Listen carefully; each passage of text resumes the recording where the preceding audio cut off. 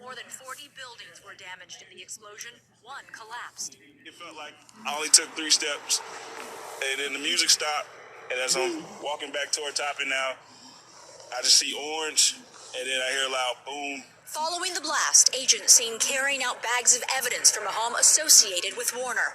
Multiple law enforcement sources telling ABC News investigators are seriously exploring whether Warner may have been motivated, at least in part, by a paranoia over 5G cellular technology.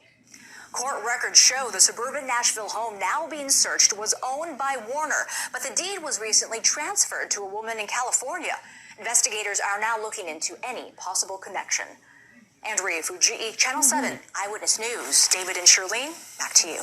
Andrew, thank you. A similar scene was investigated yesterday, not far from where that Christmas Day explosion took place. And then this incident, an audio recording came from a box truck located near a convenience store. No explosive devices were found. Police tracked down the driver, James Turgeon, and charged him with 2 felony counts. Sheriff deputies later disclosed that the suspect had also been accused of similar actions during a church service. Police in Illinois are charging an Army Special Forces sergeant with murder of 3 people. 37-year-old Duke Webb was taken into custody shortly after the shooting Saturday night in Rockford. Police say it appears to have been a random attack in a bowling alley. In addition to the 3 deaths, 3 others were injured. The murder victims were in their 60s and 70s. Meanwhile, one of the survivors is in critical condition. The second I saw a police officer, I knew we were going to be okay. They did their jobs and they did it well. I cannot stress that enough. They really did, and I'm thankful for them.